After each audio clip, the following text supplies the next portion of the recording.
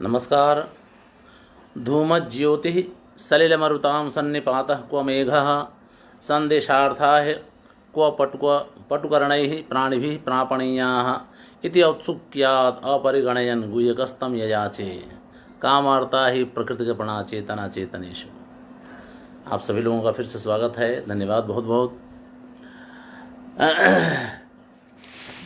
चर्चा को आगे बढ़ाते हुए हम लोग अब जानते हैं ध्वनि के भेदों में संलक्ष्य कर्म व्यंग्य ध्वनि के पहले भेद, संलक्ष्य कर्म व्यंग्य ध्वनि जिसको अनुरणन रूप व्यंग्य भी कहा जाता है, उसके 3 भेद कहे गए थे। शब्द शक्ति उत्थ, अर्थ शक्ति उत्थ और उभय शक्ति उत्थ। उसमें से शब्द शक्ति उत्थ के 2 भेद अलंकार ध्वनि और वस्तु ध्वनि की चर्चा चल रही थी। तो कल अलंकार ध्वनि का एक उदाहरण हमने देखा। उल्लास्य का काल करवालम उल्लास्य काल करवाल महामुबाहम देवेन येन जरठोर्जिते गर्जितेन निर्वापितः सकल एव रणे रिपूणाम धारा जलैः त्रिजगति ज्वलितः प्रतापः। ठीक है, इसका हमने अर्थ भी किया और इसमें देखा कि इंद्र और राजा दोनों ही के साथ इसको जोड़ करके अर्थ जब किया गया, लेकिन दोनों असंबंधार्थाभिधायकत्व यानी दोनों असंबद्ध हैं। ठीक है, तो ऐसा न हो कि दोनों अलग अलग संबद्ध हैं, अलग ढंग से यानी संबद्ध नहीं हैं। तो इसलिए प्राकरणिक को प्राकरणिक यानी राजा विषयक और अप्राकरणिक यानी इंद्र विषयक, दोनों को, राजा को उपमेय और राजा और इंद्र को उपमान बना करके उपमा अलंकार वहाँ व्यंग्य हो गया। इस तरह की बात वहाँ की गई। तो आगे है तिग्म रुचिर प्रतापो विधुर निशाकृत विभो मधुरलीलः मतिमान तत्ववृत्ति प्रतिपद पक्षाग्रणी ही विभाति भवान। यह भी किसी कवि की कविता है, उसकी काव्य रचना है। उसमें कह रहे हैं कि भवान विभाति, आप सुशोभित हो रहे हैं। ठीक है, लेकिन जब जितने भी विशेषण हैं भगवान के जितने भी विशेषण हैं, उसका प्रथम दृष्टियार्थ करेंगे तो विरोध लगेगा, दूसरा अर्थ करेंगे तो विरोध का परिहार हो जाएगा। इसलिए यहाँ पर विरोधाभास अलंकार है और वह व्यंग्य है, इसलिए अलंकार ध्वनि मानी जाएगी इसको। तो कह रहे हैं तिग्म रुचिर प्रताप, जो पहला अर्थ करें तो कि भाई तिग्म रुचि ही, तीक्ष्ण तेज वाला, प्रकाश वाला, फिर भी अप्रताप, प्रतापहीन। अब ये कैसे हो सकता है? ठीक है, आप जो है तिग्म रुचि हैं, यानी आपका प्रकाश जो है बहुत तेज है, तीक्ष्ण है, लेकिन उसमें प्रताप नहीं है, तो ये तो हो ही नहीं सकता है, तो विरोध हो गया। उसी तरह से विधु और निशाकृत, आप चंद्र हैं लेकिन निशाकर नहीं है। भाई चंद्रमा को ही तो निशाकर कहा जाता है ना, तो ये कैसे हो सकता है कि जो चंद्र है वो निशाकर नहीं है, जो विधु है वो निशाकर नहीं है? ये कैसे हो सकता है? उसी तरह से जो मधु है और अलीलह, मधु अलीलह यानी जो वसंत तो है लेकिन लीलाहीन है, ये कैसे हो सकता है? उसी तरह से जो मतिमान है, ठीक है, बुद्धिमान, मतिमान मतलब बुद्धिमान है लेकिन अतत्ववृत्ति, वो तत्व का जानकार नहीं है, तत्व के अनुसार चलने वाला नहीं है, तत्व पर उसमें तत्व का उसको ज्ञान नहीं है, तो ये भी कैसे हो सकता है? बुद्धिमान होगा तो तत्व का तो जानकार होगा ही।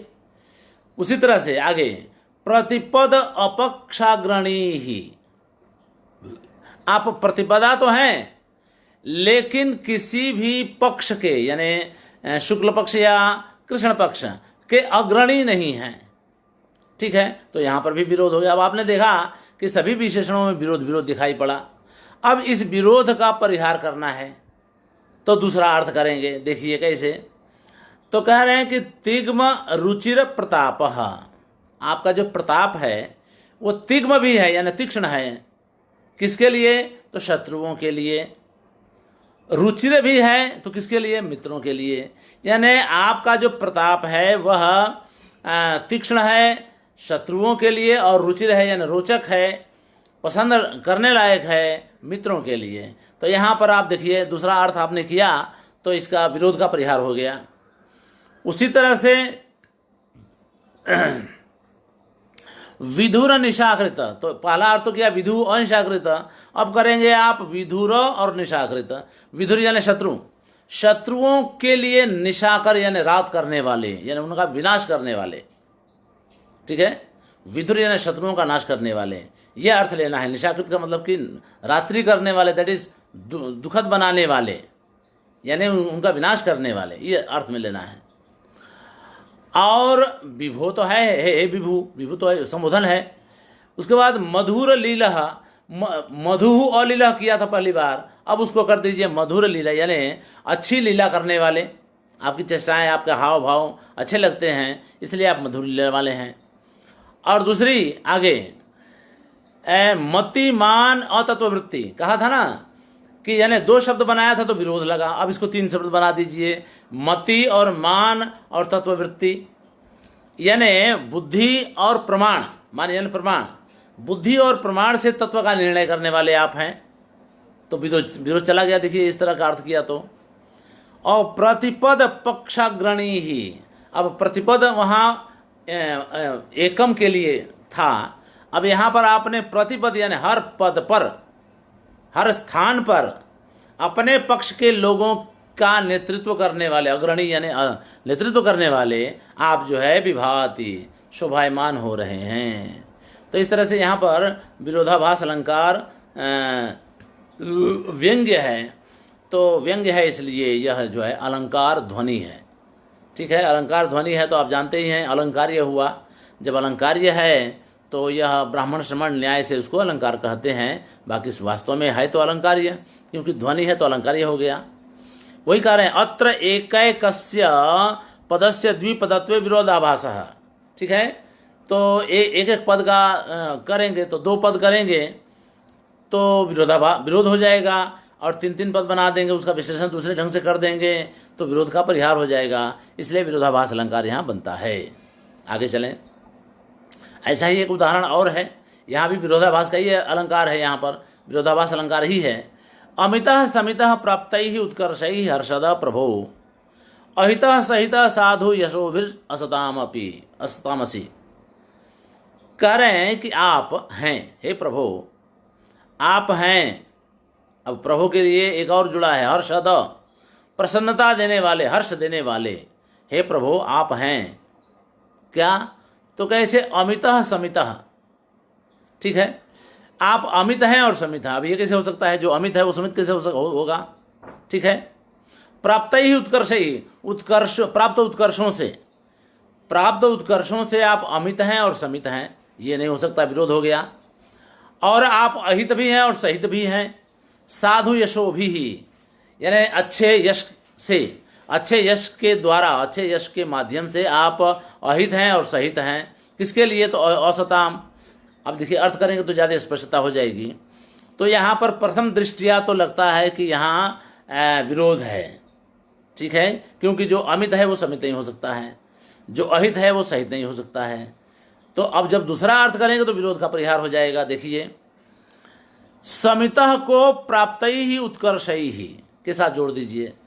और समित शब्द युद्ध होता है, समित यानी युद्ध, तकारांत शब्द है, उसका पंचमी एक वचन अर्थ, पंचमी एक वचन का रूप लेंगे तो अर्थ होगा युद्ध से, यानी युद्ध से प्राप्त उत्कर्षों के द्वारा प्रसन्नता देने वाले हे प्रभु आप अमितः, आप अमित हो गए हैं।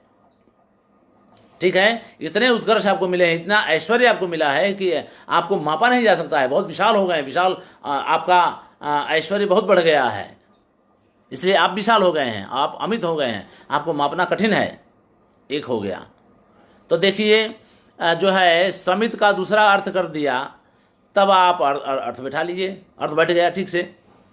उसी तरह से अहितः सहितः, तो इसको भी अहित सहित नहीं हो सकता है, तो इसको भी साधु यशो भी सहितः, अच्छे यश से आप सहित हैं, और असताम अहितः, दुष्टों के लिए आप अहित हैं, तो भी अर्थ बैठेगा, देख लीजिए। इसलिए यहाँ पर पहले प्रथम दृष्टया अर्थ करने पर विरोध लगे और दूसरा अर्थ करने पर विरोध चला जाए, उसका परिहार हो जाए, ऐसे में विरोधाभास अलंकार होता है। और यहाँ पर है, इसलिए वो यहाँ ध्वनित है, व्यंग्य है, इसलिए यहाँ पर अलंकार ध्वनि बनती है। ठीक है, अलंकार ध्वनि के 4 उदाहरण देंगे, एक अभी अब और है, दो तीन तो हो गए, एक और है। करे निरुपादान संभारम अभित्तावेव तन्वते जगच्चित्रम नमस्तस्मै कलाश्लाघ्याय शूलिने। शूली शंकर, त्रिशूल उन्हीं के पास है ना, तो शंकर को नमस्कार, नमस्तस्मै शूलिने, उस शंकर को नमस्कार जिन्होंने निरुपा भित्तौ एव तन्वते जगत चित्रम, अभित्तौ एव, जो जगत के इस चित्र को बिना भीति के ही बना देते हैं, और उनके पास कोई ब्रश वगैरह भी नहीं है कि चलो भाई रंग है, ब्रश है। निरुपादान संभारम, यानी उपादान और संभार आदि के बिना ही, जो अभित्तव्य, यानी आधार भी नहीं है, ऐसा नहीं कि भित्ति है, दीवार है या फलक है या कपड़ा है या कागज है, उस पर कोई चित्र बना रहे हो, नहीं, कोई संसाधन नहीं उनके पास और कोई आधार नहीं, फिर भी वो जगत के चित्र को बना देते हैं। ऐसे शंकर को नमस्कार, जो कि कला श्लाघ्याय, ठीक है, कला से, हाँ, कला से जिनकी श्लाघा होती है, जिनकी प्रशंसा होती है, ऐसे कला श्लाघ्याय शूलिने नमः। ठीक है, तो कला में जो श्लाघ्य हैं, ऐसे शंकर को नमस्कार। अब देखिए, तो यहाँ पर व्यतिरेक अलंकार इसलिए है क्योंकि जो चित्रकार होता है उसको एक भित्ति चाहिए, दीवार चाहिए या कोई आधार चाहिए, उसके पास ब्रश वगैरह होते हैं, रंग होते हैं और भी पात्र होते हैं और चीज़ें होती हैं जिसके आधार पर वो बनाते। ये हुआ उपमान। यहाँ शंकर हैं उपमेय, तो शंकर ने बिना उपकरणों के, बिना साधनों के, बिना आधार के ही चित्र बना दिया, जगत के चित्र को, जगत रूपी चित्र को बना दिया। तो यहाँ पर उपमेय की उत्कृष्टता दिखाई जा रही है, और उपमान जो है अनुत्कृष्ट है, गौण हो जाता है, दब जाता है, इसलिए यहाँ पर व्यतिरेक अलंकार होता है। आप जानते हैं व्यतिरेक अलंकार में उपमेय की उत्कृष्टता दिखाई जाती है और उपमान की अनुत्कृष्टता यानी निम्नता दिखाई जाती है, इसलिए यहाँ व्यतिरेक अलंकार होता है। अब यही बात आगे चल के अलंकार्यस्यापि, अब आगे करते हैं, अत्र कह रहे हैं कि अत्र व्यतिरेक अलंकार, अत्र व्यतिरेक है, यहाँ पर व्यतिरेक अलंकार है। तो अब कह रहे हैं भाई ये तो सारी ध्वनियाँ जो चार अलंकार ध्वनि उन्होंने बताया, तो अलंकार ध्वनि का मतलब वो तो अलंकार ही हो गया ना, क्योंकि ध्वनि की ही प्रधानता है। तो जिसमें ध्वनि की प्रधानता हो तो ध्वनि काव्य हुआ। तो जब ध्वनि काव्य है तो ध्वनि वहाँ अलंकार है, तो अलंकार नहीं कर सकते उसको। अलंकार तो शोभा बढ़ाने वाला होता है, जबकि यहाँ पर ध्वनि होने के कारण उसकी शोभा बढ़ाई जाए, ये अभिप्रेत है। तो इसलिए वो जो है, ये जो अलंकार, जो ध्वनि है, जो व्यंग्य हो रहे हैं, व्यंजित हो रहे हैं, ये सारे अलंकार तो अलंकार्य के रूप में हैं। ठीक है, तो अलंकार्य के रूप में हैं, इसलिए इनको अलंकार क्यों कहें। तब स्पष्टता कर रहे हैं कि ब्राह्मण श्रवण न्यायेन, ब्राह्मण श्रवण न्यायेन अलंकार था। कोई ब्राह्मण, मान लीजिए जन्मना ब्राह्मण हो, ब्राह्मण परिवार में जन्मा हो, बड़ा हुआ, उसे लगा कि चलो भाई हमको ब्राह्मण में नहीं रहना है, तो श्रवण बन गया। श्रवण में दो बातें आती हैं, या तो वो जैन बनेगा या फिर बौद्ध बनेगा, कोई भी बने, लेकिन श्रवण तो बन गया। तो ब्राह्मण श्रवण यानी पूर्वम ब्राह्मण पश्चात श्रवण है, श्रवण ब्राह्मण, ऐसा एक समास है। ठीक है, ऐसा एक समास भी आता है, पूर्व और पश्चात के साथ उसका विग्रह किया जाता है। तो इसलिए उसकी वही कारण कि ब्राह्मण श्रवण न्यायेन अलंकारता, उसकी अलंकार यानी उसको अलंकार हम कहते रहें कोई बात नहीं है, लेकिन है वो अलंकार्य। तो ऐसे में जब कहते हैं तो ये होता है कि चलो भाई ठीक है, वो है तो अलंकार है, लेकिन आप अलंकार ही कहते हुए अपना व्यवहार कीजिए यूँ। ठीक है। अब ये अलंकार की बात आती, अलंकार ध्वनि की बात आती है। अलंकार ध्वनि वस्तु, अरे शब्द शक्ति उत्थ से जो अलंकार ध्वनि बनी उसका उदाहरण उन्होंने 4 दिया। ठीक है, 4 उदाहरण दिए। अब वस्तु अलंकार, शब्द शक्ति उत्थ से जो वस्तु अलंकार बनता है वो यहाँ बता रहे हैं। अब देखिए, पंथी अण एथ सत्थर मत्थी मणम पत्थर थल गामे उल्ना पौहरम पेखी ऊण जय वससी ता वससु। कह रहे हैं कि हे पंथी, हे पथिक, हे राही, हे यात्री, हे राही, न अत्र, यहाँ पर है नहीं, सरस्तरम यानी बिछौना, बिछौना यहाँ नहीं है, मनाक थोड़े से, प्रस्तर स्थले ग्रामे, पत्थर हैं इधर उधर पड़े हुए हैं, ऐसे गांव में, पत्थरों से भरे हुए गांव में कोई बिछौना नहीं है, बिस्तर नहीं है। अगर उन्नत पयोधरम यानी उन्नत पयोधरों को देखकर यदि आप यहाँ रहना चाहते हैं तो रहें, कोई बात नहीं है। अब पयोधर में क्या होता है, पय धरती पयोधर, इसमें पय का मतलब होता है जल और पय का मतलब होता है दूध, दोनों अर्थ बनते हैं। तो स्तन के लिए भी वो बनेंगे और बादल के लिए भी बनेंगे। तो देखिए, अब उन्नत यानी ऊंचे ऊंचे ये जो बादल हैं उनको देख करके आपको लगता है कि रहना चाहिए तो आप रहिए। एक तो ये अर्थ हो गया, यानी आपको यहाँ रहना है तो वर्षा काल वगैरह होगा, घासें उगेंगी, इस आशा में अगर आपको यहाँ रुकना है तो रुकिए, कोई बात नहीं है। दूसरा अर्थ ये होता है कि यहाँ उन्नत पयोधर, जो स्त्रियों के पयोधर हैं उनको देख करके आपको यहाँ रुकना हो तो रहिए। ये इसलिए कह रहे हैं कि अत्र यदि उपभोग क्षम असि तदा आस्व, यदि आप उपभोग के लिए सक्षम हैं, यदि आप उपभोग के लिए सक्षम हैं तो आप यहाँ पर रहिए। ये व्यंजना से हुआ, लेकिन मुख्यार्थ तो ये बनता है कि पयोधर यानी ऊंचे ऊंचे बादलों को देख करके आपको यहाँ रहना हो तो रहिए, रुकिए। ठीक है, तो इस तरह से यहाँ ये बात कही जा रही है।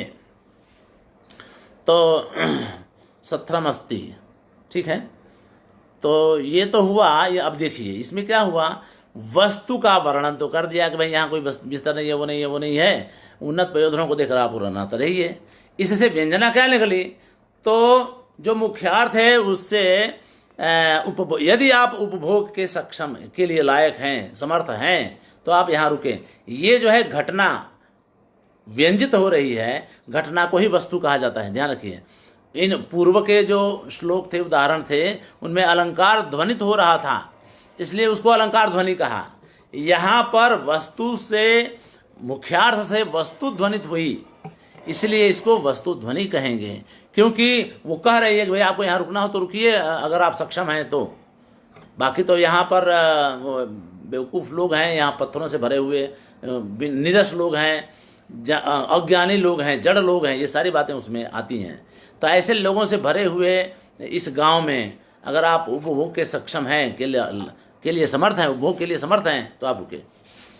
तो इस तरह से वस्तु ध्वनि यहाँ बनती है।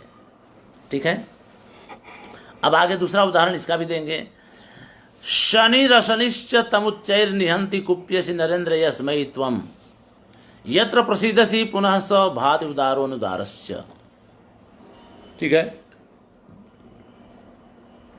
अत्र विरुद्धौ अपि त्वद अनुवर्तनार्थम एकम कार्यम कुरुता इति विध्वन्यते। यहाँ पर भी ध्वनि वस्तु अलंकार है।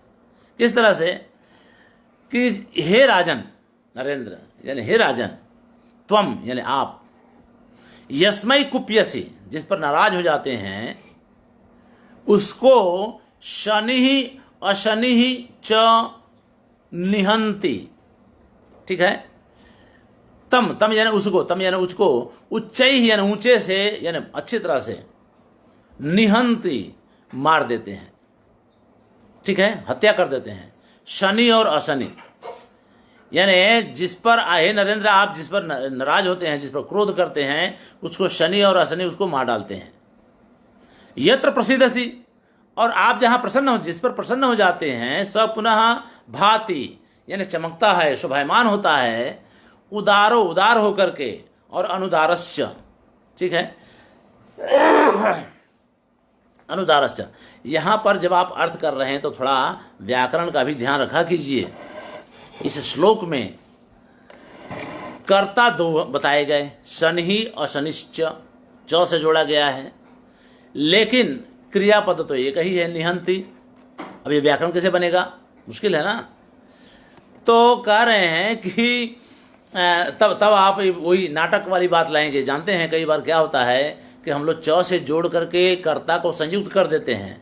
तो जब आपने कर्ता को संयुक्त कर दिया तो तब क्रिया संयुक्त कर्ता के अनुसार द्विवचन में होनी चाहिए। अगर दो हैं तो, बहुत हैं तो बहुवचन में होनी चाहिए। निहंती शब्द हन धातु का हंति हंति हथा घ्रंति, हन से हथा हथा, हन में हनवा हनमा, इस तरह से रूप बनता है। उसमें निहंती तो एक वचन ही हुआ, जबकि कर्ता वहां बता दिया शनि ही अशनिश्च। अब आप तब इसका मतलब क्या हुआ, कवि ने गलत किया है आप कहें, आप कह सकते हैं नहीं, गलत नहीं है। जब आप अर्थघटन करेंगे तब आपको इसका अर्थघटन दूसरे ढंग से करना पड़ेगा। आप कहेंगे शनि ही तम उच्चई ही निहंती अशनि ही अपि, जो च आया ना, शनि ही तम उच्चई ही निहंती, एक अर्थ हो गया, यानी शनि उसको जो है मार डालता है अच्छी तरह से, बिल्कुल मतलब जीवित न रहे, जीवन की संभावना को खत्म कर देता है एकदम से, इस तरह से शनि उसको मारता है। और अशनिश्च यानी अशनि भी उसको मार डालता है। ठीक है, इसमें दो वाक्य बनाना पड़ेगा आपको, तब जाकर के अर्थ की संगति बैठेगी, नहीं तो अर्थ आप गलत करेंगे। शनि और अशनि मार डालते हैं तो भाई वो तो मार डालते हैं, तो बहुवचन द्विवचन हो गया। तो द्विवचन जब हो गया तो आप निहंती कैसे करेंगे, तब तो हता करेंगे ना, निर्हता, ठीक है ना, निहता ऐसा बोलना पड़ेगा। निहता नहीं किया, निहंती किया, एक वचन किया, तब आप दो वाक्य बनाएंगे, शनि ही हंति और अशनि ही अपि हंति, इस तरह से अर्थ करेंगे। ठीक है, चले आगे, मेरे ख्याल से स्पष्ट हो गया होगा। उसी तरह से ठीक है, जिसके ऊपर आप नाराज हो जाते हैं वो उसको शनि और अशनि दोनों मार डालते हैं। अर्थ तो आपको लगे हाथ रनिंग में ऐसा ही करना है, लेकिन अगर आपसे पूछ दिया जाए कि ऐसा क्यों हुआ तो स्पष्टता आप इस तरह से करेंगे। ठीक है, दो वाक्य बना करके। उसी तरह से जिस पर आप प्रसन्न हो जाते हैं, खुश हो जाते हैं, वह भात, यहाँ पर भी वही समस्या है, उदारो अनुदारश्च। ठीक है, तो वह, लेकिन यहाँ पर क्या हुआ कि सह का ये दो विशेषण हो गए, उदार और अनुदार दो अलग अलग नहीं हैं, वहाँ दो अलग अलग थे और यहाँ पर दो मिलकर के स का विशेषण बन गए, इसलिए यहाँ पर वो समस्या नहीं आएगी। लेकिन प्रथम दृष्टिया तो दिखाई पड़ ही रहा है, वह उदार यानी दानी बन करके वह शोभायमान होता है। और अनुदारश्च, दाराओं से, दारा यानी पत्नियों से घिरा हुआ होने पर भी, ठीक है, अपनी पत्नियों से युक्त होकर के वह दानी बन करके शोभायमान होता है। तो यहाँ पर ये दोनों शब्द स का विशेषण है, इसलिए भाती शब्द समन्वित है, अच्छी तरह से है, वहाँ पर व्याकरण का कोई दोष नहीं आता है। ठीक है, तो इस तरह से आप देखेंगे कि जो शनि है वो अशनि कैसे होगा। ठीक है ना, तो जो शनि है वो अशनि, तो विरोध हो गया। अब विरोध का परिहार कीजिए, विरोध को दूर कीजिए, कैसे, तो शनि यानी शनि देव, शनि ग्रह, और अशनि यानी वज्र, दोनों ही मारते हैं, यह अर्थ लेना है वहाँ पर। जो शनि है यानी शनि ग्रह मारता है, और अशनि यानी वज्र भी मारता है उसको, जिस पर आप नाराज हो जाते हैं। और जिस पर खुश होते हैं वह शोभायमान होता है, उदार यानी दानी बन करके। और अनुदार यानी, अब जो उदार होगा वो अनुदार कैसे होगा, नहीं हो सकता है, प्रथम दृष्टिया विरोध लगा। लेकिन अनुदार का वहाँ पर पड़ता है अनुगतः दारा ही, ठीक है ना, दारा से, दारा यानी पत्नियों से जो अनुगत है, युक्त है, ऐसा आदमी दानी बन करके शोभायमान होता है। इस प्रकार का अर्थ करेंगे तो विरोध का परिहार हो जाएगा, विरोध चला जाएगा। तो इस तरह से यहाँ पर विरोध, हाँ, तो विरोध तो चला गया, ठीक है।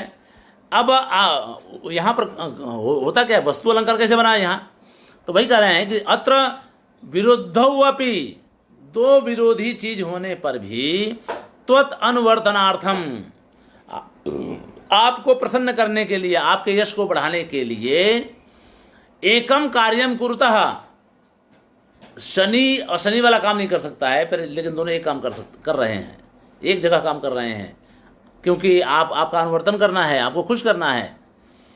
इतकुरता इति ध्वन्यते, इस प्रकार की ध्वनि यहाँ निकलती है कि आपके अनुवर्तन के लिए, आपके अनुकूलता के लिए दो विरोधी चीज एक काम करते हैं, जो कि अलग अलग करने चाहिए, एक नहीं कर सकते हैं तो भी करते हैं। यह वस्तु ध्वनि यहाँ व्यंग्य है, आप जान लीजिए। चलें आगे। तो यहाँ पर वस्तु ध्वनि व्यंग्य है, तो इसका तो एक ही उदाहरण दिया उन्होंने, ठीक है, वस्तु ध्वनि हो गया। अब हम आते हैं अर्थ शक्ति उत्थ, ठीक है, अर्थ शक्ति उत्थ व्यंग्य, ठीक है। अब अर्थ शक्ति उत्थ के 12 भेद बताए गए, ठीक है, अर्थ शक्ति उत्थ के 12 भेद कौन कौन से? तो देखिए, काव्य रचना में क्या होता है, कवि जो है, सारी बातें तो कवि की ही होती हैं, ठीक है, लेकिन कभी कभी प्राकृतिक या लोक में होने वाली घटनाओं का वर्णन कर देता है। तो इसमें उसकी कोई भूमिका तो हुई नहीं भाई, उसने कमल को देखा तो कमल का वर्णन कर दिया, ठीक है ना, तो उसको कहते हैं स्वतः संभवी, ठीक है ना, उसको स्वतः संभवी कहेंगे। और कभी कवि जगत में प्रचलित कुछ प्रयोगों का उल्लेख करता है या उसको ले आ देता है, जो लोक में होता नहीं है, लोक में नहीं होगा, लेकिन वो कवि जगत में, काव्य जगत में वो चलता रहता है, तो उसका उपयोग करके वह जो है कुछ अलंकार वस्तु इत्यादि का निरूपण करता है अपने काव्य में, तो उसको कहते हैं कवि प्रौढ़ोक्ति सिद्ध व्यंग्य, ठीक है। ध्यान रखिएगा, दोनों के भेद को समझिए। स्वतः संभवी का मतलब क्या हुआ, जो प्राकृतिक घटनाओं का सीधा सीधा वर्णन, भाई सबको, सारी रचनाएं तो कवि की ही होती हैं, तो कवि की ही रचना हुई, लेकिन कवि ने अगर प्राकृतिक घटनाओं का वर्णन उल्लेख किया तो वह स्वतः संभवी कहा जाएगा। उसी कवि ने अगर काव्य जगत में प्रचलित कुछ परंपराओं का या कुछ घटनाओं का उल्लेख करके अगर किसी अलंकार या ध्वनि को व्यंजित बताया या व्यंग्य बताया या क्या वस्तु ध्वनि बताया, अलंकार ध्वनि बताया, तो उसको कवि प्रौढ़ोक्ति सिद्ध कहा जाता है, ठीक है। तो 2 हो गए।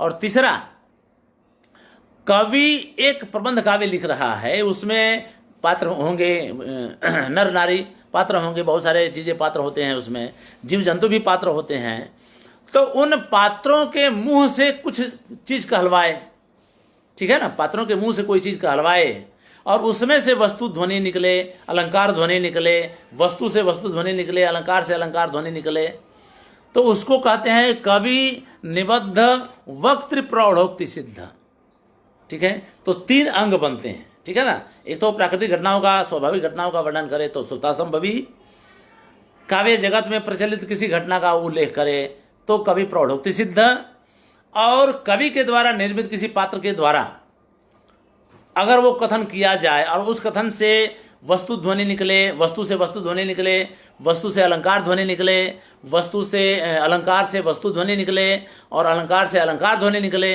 देखिए, इसमें 4 अंग बनते हैं, वस्तु से वस्तु ध्वनि और अलंकार, वस्तु से अलंकार ध्वनि, अलंकार से अलंकार ध्वनि और अलंकार से वस्तु ध्वनि। ये 4 अंग इन तीनों में फिट बिठा दीजिए। किसमें किसमें? तो स्वतः संभवी के ये 4 हो जाएंगे, कवि प्रौढ़ोक्ति सिद्ध के ये 4 हो जाएंगे और कवि निबद्ध वक्तृ प्रौढ़ोक्ति सिद्ध के भी ये 4 हो जाएंगे। तो 4 3 12, इस तरह से 12 भेद इसके बनेंगे, ठीक है। तो हर एक के उदाहरण हम देखेंगे, लेकिन आप इस बात को अच्छी तरह समझ लीजिए ध्वनि के इस भेद को कि अर्थ शक्ति, अच्छा ये घटना अर्थ शक्ति में ही बनती है, शब्द शक्ति उत्थ में नहीं बनती है, अर्थ शक्ति उत्थ में ही बनती है। उभय शक्ति उत्थ में तो बनेगी ही नहीं, वो तो एक ही रहेगा, उसमें भेद नहीं बनते हैं, वो तो उसका एक ही भेद होता है। लेकिन अर्थ शक्ति उत्थ से ये 12 भेद बनते हैं, उसको हमने आपको बताया, ठीक से फिर से समझ लीजिए। स्वतः संभवी आप जान गए हैं, कवि प्रौढ़ोक्ति सिद्ध आप जान गए हैं और कवि निबद्ध वक्तृ प्रौढ़ोक्ति सिद्ध आप जान चुके हैं। इन तीनों के एक एक के 4 होंगे। एक तो जैसे स्वतः संभवी के हैं तो स्वतः संभवी से वस्तु ध्वनि, वस्तु से अलंकार ध्वनि, अलंकार से वस्तु ध्वनि और अलंकार से अलंकार ध्वनि, इस तरह के 4 ध्वनि बनेगी। उसी तरह से यही 4 कवि प्रौढ़ोक्ति सिद्ध में भी बनेंगे और यही 4 कवि निबद्ध वक्तृ प्रौढ़ोक्ति सिद्ध में बनेंगे। तो इस तरह से इसके 12 भेद हो जाएंगे, ठीक है। अब इन 12 भेदों के क्रमशः उदाहरण हम देखेंगे, ठीक है। तो अब इसी बात देखिए, तो हमने मुंह से कह दिया, अब मूल टेक्स्ट पर भी आ जाए हम लोग, ठीक है। चलें आगे। अर्थ शक्ति उद्भवोपि अर्थो व्यंजकः संभवी स्वतः प्रौढ़ोक्ति मात्रात् सिद्धो वा कवेः तेन उम्भितस्य वा वस्तु वा अलंकृतिर्वा इति षड्भेदो असौ व्यनक्ति यत् वस्तु अलंकारम अथवा तेन अयम द्वादशात्मकः। अब इसमें हमने जितना कहा वो सभी चीज़ें इसमें आ गई। दो ही कारिकाएं हैं, दो कारिकाओं में ही सब चीज़ें आ गई। कह रहे हैं कि अर्थ शक्ति उद्भवो अपि अर्थो, अर्थ शक्ति से उद्भूत जो अर्थ है यानी व्यंग्य है, वह जो व्यंजक है, व्यंजक अर्थ है, वह स्वतः संभवी होता है एक। अब स्वतः संभवी का मतलब प्राकृतिक घटना है। बाद में प्रौढ़ोक्ति मात्रात सिद्ध व कवे है, कवि के प्रौढ़ोक्ति मात्र से सिद्ध जो हुआ है, एक तो वो हो गया है, यानी कवि प्रौढ़ोक्ति मात्र सिद्ध, और तेन उम्भितस्य वा, अथवा उम्भित का मतलब उसके द्वारा खड़ा किया गया, उसके द्वारा बनाया गया, ठीक है ना, उसके द्वारा बनाए गए किसी पात्र के प्रौढ़ोक्ति मात्र से सिद्ध जो होता है वो, तो कब कह रहे हैं कभी निबद्ध, उम्भित यानी निबद्ध, बनाया गया, कवि के द्वारा बनाए गए किसी पात्र के वक्त, किसी पात्र के प्रौढ़ोक्ति से सिद्ध, ठीक है। तो इस तरह से तीन विंग हो गए इसके, आप देख लीजिए।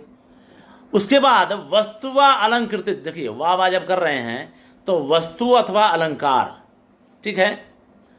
तो तीन के ये दो हो गए ना, तीन के दो हो गए। किस तरह से वो तीन हो गए तो इनके दो बनाएंगे, तीन के तो छह बनेंगे ना। उसी को कह रहे हैं कि षट भेदो असौ व्यनक्ति यत्, ये छह भेद का हो गया। यानी तीन के जब दो करेंगे, वस्तु अथवा अलंकार, वस्तु अथवा अलंकार, तो तीन के दो बनाएंगे तो छह हो गया। और वस्तु अलंकारम अथवा, ठीक है ना, तेना, अब इन तीनों मतलब सॉरी छह हो गया ना, तो इन छह से वस्तु अथवा अलंकार फिर से बनाइए, यानी वस्तु से वस्तु बनाइए और वस्तु से अलंकार बनाइए, वस्तु अलंकार से वस्तु बनाइए और अलंकार से अलंकार बनाइए, ये उसका विश्लेषण होता है, ठीक है। तो वही कह रहे हैं वस्तु अलंकारम अथवा तेना, इससे यानी उन छह से वस्तु अथवा अलंकार फिर से बना दीजिए।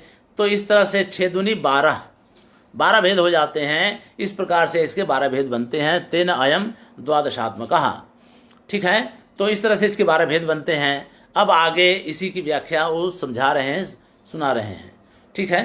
तो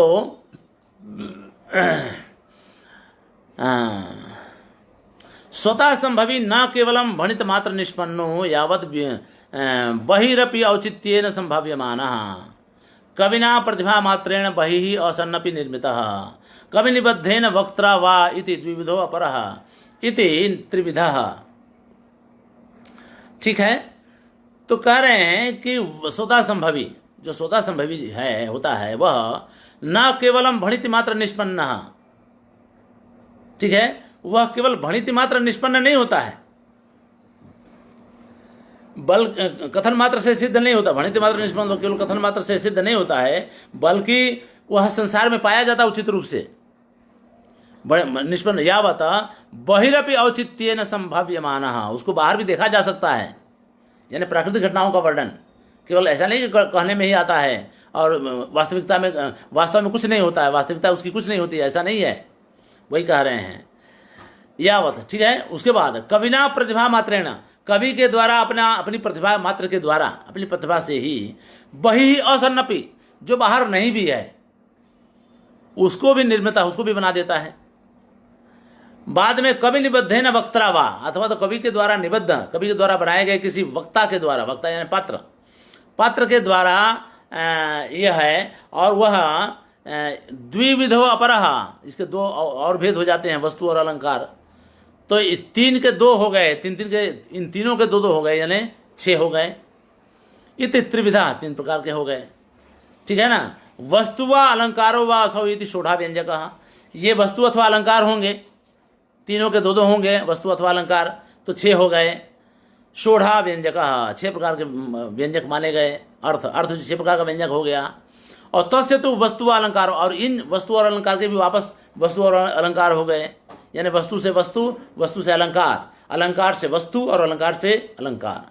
इस तरह से ये तस्य वस्तु व अलंकारो व्यंग्य इति द्वादश भेदो अर्थशक्ति उद्भवो ध्वनि ही। यह अर्थशक्ति उद्भव से ध्वनि जो है 12 प्रकार की होती है, यह बात सामने आ गई।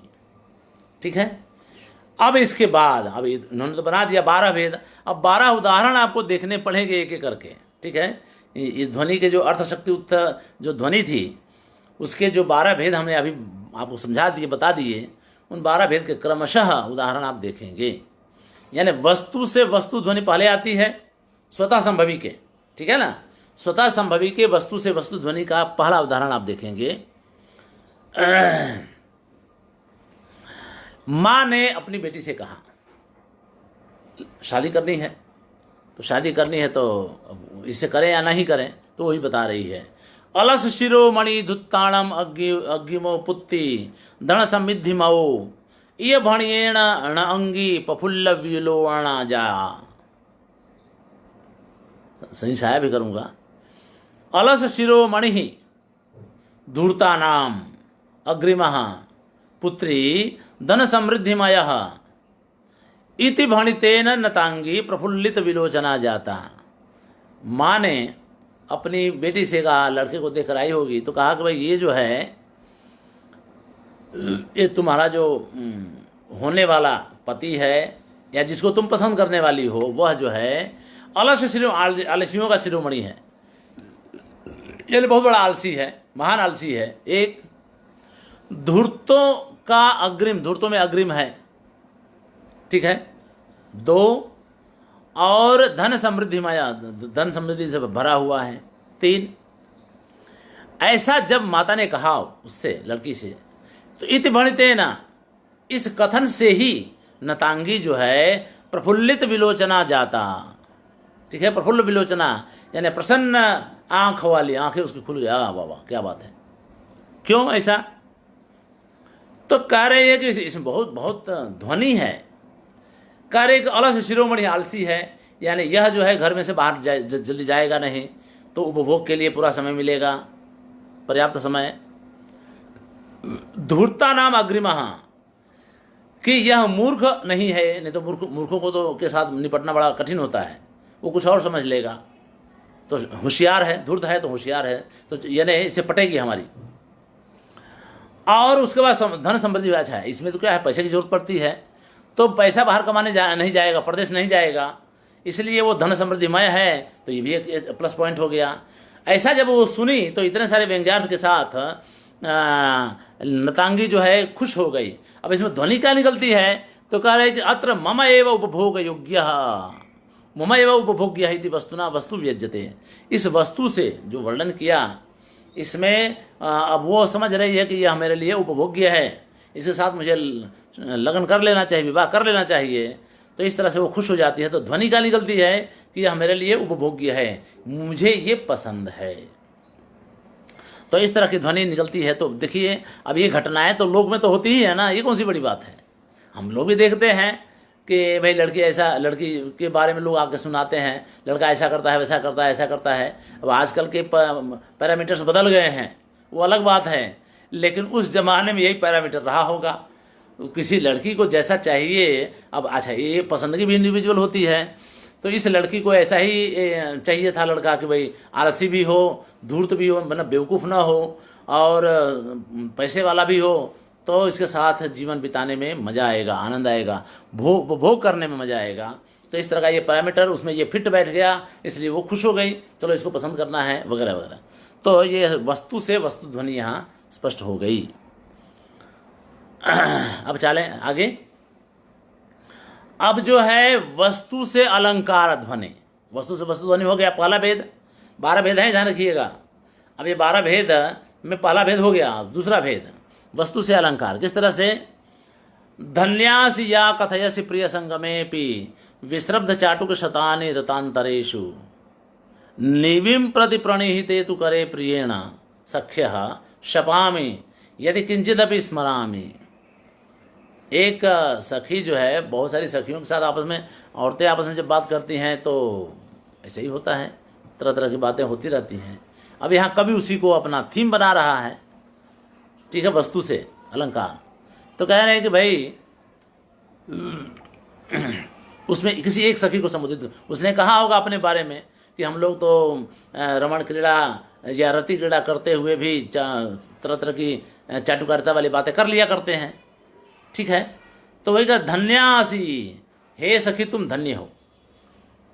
या कथयसी, जो कह रही है कि प्रिय संगमे भी, प्रिय के संगम होने पर भी विश्रब्ध यानी आराम से निश्चिंत होकर के चाटुक शतानी, तुम कह रहे हो वही इतना सारा हम करते हैं, सैकड़ों चाटुकारिता वाली बातें करते रहते हैं। रतांतरेशु, रमण क्रीड़ा के बीच बीच में, रति क्रीड़ा के बीच बीच में हम लोग सैकड़ों चाटू वाली बातें, खुश करने वाली बातें कर लिया करते हैं, तो तुम धन्य हो। मेरा हाल क्या होता है, कहेंगे निविम प्रति प्रणहिते तो करे प्रियण, प्रिय के द्वारा मेरे नीवी यानी रसना, रस्सी तक हाथ जाते जाते मैं सौगंध से कहती हूँ कि मुझे कुछ भी याद नहीं रहता है, ठीक है। तो इस तरह से यहाँ व्यतिरेक अलंकार है, ठीक है। व्यतिरेक आप जानते हैं ना, जहाँ पर उपमेय पर उपमान पर उपमेय हावी हो जाए, उत्कृष्ट हो जाए, ज़्यादा उसका उत्कर्ष दिखाई पड़े, वहाँ व्यतिरेक अलंकार होता है। तो यहाँ पर यही बात है। चलें आगे, ठीक है। तो यहाँ पर वस्तु से व्यतिरेक अलंकार ध्वनित है, इसलिए यहाँ पर वस्तु से अलंकार ध्वनि का ये उदाहरण है, ठीक है। अब चलें आगे। ये स्वतः संभवी के हैं, ध्यान रखिएगा। तो स्वतः संभवी के दो भेद हो गए, अभी दो भेद बाकी हैं। अब यहाँ एक एक अलंकार ही, एक एक ही उदाहरण देंगे, ज़्यादा नहीं, क्योंकि बहुत लंबा है ना, 12 तक देना है। कह दर्पांध गंध गज कुंभ कपाट कूट संक्रांत निघ्न घन शोणित शोण सोचि वीरैर्व्यलोक युधि कोप कषाय कांति काली कटाक्ष इव यस्य करे कृपाणः, ठीक है। अब यहाँ पर अलंकार से वस्तु ध्वनि का, ठीक है, अलंकार से वस्तु ध्वनि का ये उदाहरण है। कह रहे हैं कि दर्पांध, ठीक है, यस्य करे है, ठीक है ना, जिसके हाथ में, यस्य करे कृपाणः, जिसके हाथ में वह कृपाण होता है, वह जिसके हाथ में कृपाण देखा गया, व्यलोकी यानी देखा गया, युद्धि यानी युद्ध में, युद्ध भूमि में देखा गया, किसके द्वारा, वीरई ही, वीरों के द्वारा, जिसके हाथ में कृपाण देखा गया। अब कृपाण है कैसा, तो कह रहे दर्पांध गंध गज कुंभ कपाट कूट संक्रांति निघ्न घन शोण शोणित शोण सोचि, दर्प से यानी घमंड से, गर्व वाले और अंधे, दर्पांध में हो गया वो, गंध गज यानी मद झरने वाले हाथियों के, कुंभ यानी मस्तक रूपी कपाट के ढेर, कूट यानी वो जो बड़ा आकार होता है ना, उसमें कूट में, संक्रांत यानी डाले गए, घुसेड़े गए, निघ्न यानी हत्यारे तीक्ष्ण, घन यानी मजबूत, शोणित घन यानी ज्यादा अधिक, खून से सोची ही यानी ऐसी कांति वाले, लाल लाल हो गए हैं, हो गया है ऐसा वो कृपाण। ऐसा कृपाण युद्ध में वीरों के द्वारा देखा गया, ठीक है। वीरई व्यलोकी, वीरई ही, ठीक है। कैसा, किस रूप में देखा गया, तो कह रहे हैं कोप कषाय कांति काली कटाक्ष इव, क्रोध रूपी कषाय, जैसे क्रोध से कषाय कांति वाली, ठीक है, लाल लाल चमकती हुई, काली कटाक्ष यानी काली देवी जो है ना, कालिका, काली देवी के कटाक्ष जैसी, जैसा वह जो है कृपाण, जिसके हाथ में, जिस राजा के हाथ में वह कृपाण यानी तलवार देखा गया, किसके कटाक्ष की तरह देखा गया। किसके कटाक्ष, तो काली का कटाक्ष। काली का कटाक्ष है कैसा, तो कहे कोप के समय जब वो महिषासुर का मर्दन कर रही थी, उस समय उनके आंख में आंख लाल हो गई थी कोप के कारण, तो उस क्रोध के कारण लाल बनी हुई आंख वाले, आंख से युक्त काली के कटाक्ष जैसे उस कृपाण को राजा के हाथ में उस कृपाण को वीरों के द्वारा देखा गया। वह कृपाण जिसमें दर्प से अंधे बने हुए मत झरने वाले हाथियों के कुंभ को के रूपी कपाट के भीतर छेद देने वाले या काट देने वाले काटने के कारण लाल बने हुए तलवार को वीरों ने देखा। अब यहाँ पर आप देखिए कि उपमा अलंकार तो है, स्पष्ट है। अत्र उपालंकारेण व्यंजना किसकी निकलती है, तो कह रहे हैं व्यंजना यहाँ से वस्तु की निकलनी चाहिए। वस्तु क्या है, तो कह रहे हैं कि ये कहने पर ये व्यंजित होता है कि अब एक क्षण में ही जैसे काली ने महिषासुर का मर्दन किया था एक क्षण में, वैसे ही अब ये राजा भी सारे शत्रुओं का एक क्षण में नाश कर देगा, मार डालेगा सबको। ये वस्तु व्यंजित हो रही है, यानी अलंकार से वस्तु ध्वनि का यह उदाहरण है। अलंकार तो हुआ उपमा अलंकार, काली कटाक्ष इव, ठीक है। तो उपमा अलंकार तो है वहाँ पर, वो तो वाच्य है। अब उस वाच्य अलंकार से वस्तु जो है व्यंग्य हो रही है। वस्तु क्या व्यंग हो रही है कि अभी ही इसी क्षण तत्काल अब ये सबको मार डालेगा। क्षणात रिपु सकल रिपु बल क्षय क्षणात करिष्यते। रिपुबल क्षय यानी शत्रुओं की सेना का क्षय एक क्षण में ही अब कर दिया जाएगा, ये व्यंजित हो रहा है वहाँ पर। तो ठीक है, अब चलें आगे। तो ये तो रहा अलंकार से वस्तु।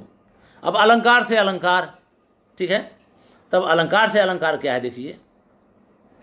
गाढ़ कांत दशन क्षत व्यथा संकटात अरिवधु जनस्य यह ओष्ठ विद्रुम दलानि अमोचयत निर्दशन युधि रुषा निजाधरम।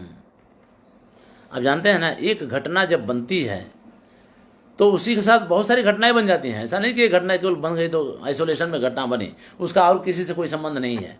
उदाहरण के लिए, एक बालक जब किसी दंपति को पहली बार जन्म लेता है, एक बालक जन्मा ना, पहली दंपति हैं, पहला बच्चा जन्मा, तो उसके जन्म के साथ ही एक आदमी, एक पुरुष जो कि उसका पिता है, पिता का जन्म हो जाता है।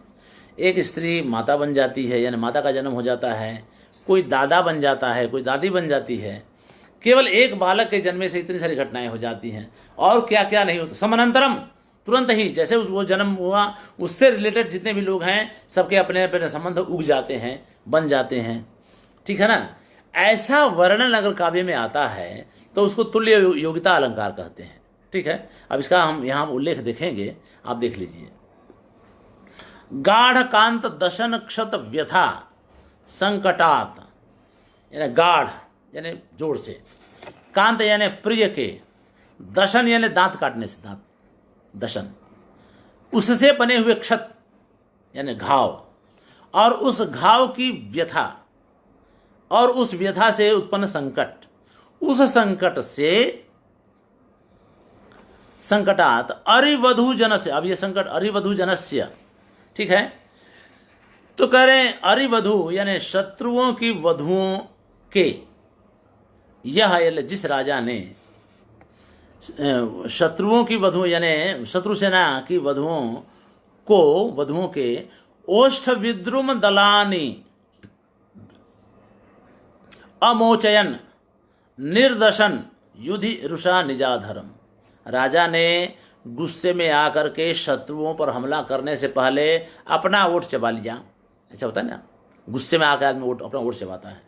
तो राजा ने जैसे ही अपने ओठ को चबाया, निजाधरम रुषायन, क्रोध में, क्रोध के कारण अपने होठ को निर्दशन चबाते हुए, अपने होठ को चबाते हुए, यह जिस राजा ने अमोचयन छुड़ा दिया, ठीक है, छुड़ा दिया। क्या क्या छुड़ा दिया, तो कह रहे हैं ओष्ठ विद्रुम दलानि, ओठ रूपी विद्रुम दल यानी कमल दल जैसे जो होते हैं ना, यानी कमल रूपी ओठ रूपी कमल दल को छुड़वा दिया।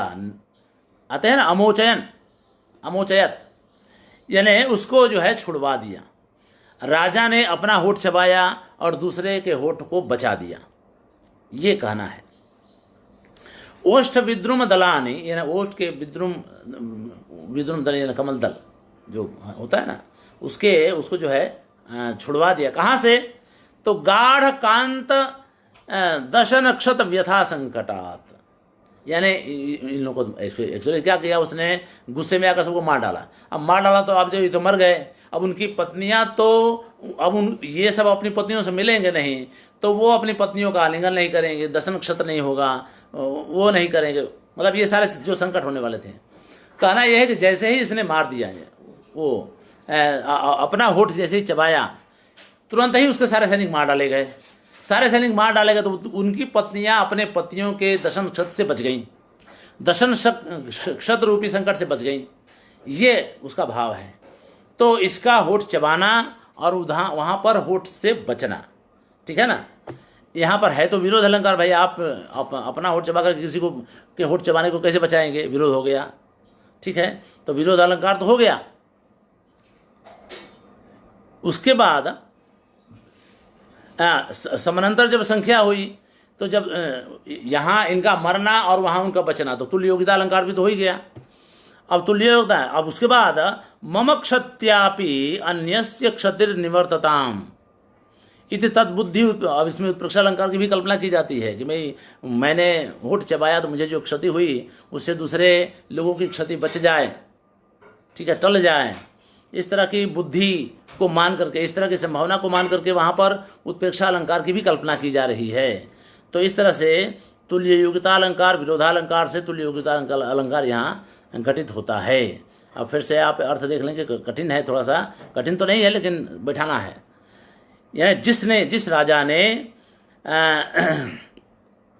अरिवधू के, ठीक है, यानी शत्रुओं की पत्नियों के होठ रूपी विद्रुम दल को बचा लिया, गाढ़ कांत दशन क्षत व्यथा संकटात, गाढ़ प्रियों के गाढ़ दशन क्षत, दशन से दांत काटने से होने वाली व्यथा के संकट से जिस राजा ने बचा लिया, अपने होठ को चबाते हुए, गुस्से में अपने होठ को चबाते हुए उस राजा ने शत्रुओं की पत्नियों के अधर को, ठीक है, विद्रुम दलान, ओष्ठ विद्रुम दलान को बचा लिया। ये है। तो तुल्य योग्यता अलंकार भी हो गई। इसका यानी उनका मरना और उनका बचना एक ही बात है। इसका होठ चबाना उनका मरना और समानांतरम उनका बच जाना, यानी पत्नियों का, देखिए इसका राजा का गुस्सा करना, तुरंत ही बाद शत्रुओं का मर जाना और तुरंत ही बाद उनकी पत्नियों का इस संकट से बच जाना, ठीक है, समानांतर हो गया ना। तो इस तरह से तुल्य योग्यता अलंकार बनता है। और मेरी क्षति से, मुझे जो कष्ट हुआ उससे दूसरे की क्षति बच गई, टल गई। इस तरह की उत्प्रेक्षा अलंकार भी, तो वो तो छोड़िए, लेकिन तुल्य योग्यता तो अच्छी तरह से बन रही है यहाँ पर, इसलिए तुल्य योग्यता को ध्यान में रखिए। कह रहे ऐसे उदाहरण ऐसे स्वतः संभवी व्यंजक, ये चार उदाहरण स्वतः संभवी व्यंजक हैं। इस रूप में आपको जानना है। चलें आगे। तो अब ये एक विंग तो हुआ, यानी अभी भी 8 बाकी हैं, ठीक है, अभी भी 8 बाकी हैं। अब क्या आएगा, तो कभी प्रौढ़ोक्ति निबद्ध, हमको थोड़ा समय देखना पड़ेगा। समय हमको जरा सा आप लोग संकेत कर देंगे, क्योंकि हमारी घड़ी इस समय है नहीं। तो हाँ, तो जरा देख लीजिएगा, अंदर से देख के आ जाओ ना थोड़ा सा, ठीक है। देखिए, जो लोग देख रहे हैं उनसे भी निवेदन है कि थोड़ा संकेत हमको कर देंगे, क्योंकि हमारे सामने आज घड़ी है नहीं, बिगड़ गई है। कैलासस्य प्रथम शिखरे वेणु सम्मूर्छनाभिः श्रुत्वा कीर्तिम विबुध रमणीय गीयमानाम यदीयाम स्रस्तापांग सरस विसने कांड संजात शंका दिंग मातंगा श्रवण पुलिने हस्तमावर्तयन्ति, ठीक है। कह रहे हैं कि कैलाश के प्रथम शिखर पर, यानी उच्चतम चोटी पर, वेणु सम्मूर्छना भी, बांसुरी के तरंगों को, सम्मूर्छना तरंग उतार चढ़ाव को, सम्मूर्छनाओं से, यदीयाम कीर्तिम श्रुत्वा, जिनकी कीर्ति को सुन करके, ठीक है, अब यदीयम कीर्तिम किसकी, तो विबुध रमणी गीयमानाम, ठीक है, यानी देवताओं की पत्नियों के द्वारा गाए जाते हुए, ठीक है, देवताओं की, ठीक है, बहुत अच्छा, देवताओं की पत्नियों द्वारा गाए जाते हुए जिस कीर्ति को सुन करके, बांसुरी के द्वारा, वेणु सम्मूर्छना भी बांसुरी के द्वारा जिस कीर्ति को या जिसकी कीर्ति को देवताओं की पत्नियों यानी देवियों के द्वारा गाए जाते हुए सुन करके दिंग मातंगा यानी दिग्गज जो हैं, चलिए अब इसको हम यहीं रोकेंगे, 1 बज गया है, संकेत आ गया, बहुत बहुत धन्यवाद, क्योंकि इसका अर्थ करने में थोड़ी देर लगेगी और तब कम से कम 5 मिनट से भी ज़्यादा हो सकता है, इसलिए यहीं पर रुकना अच्छा है। मकवाना जी को बहुत बहुत धन्यवाद, उन्होंने संकेत कर दिया, क्षमा करेंगे आज मेरे पास समय का संकेतक नहीं था। धन्यवाद बहुत बहुत, नमस्कार।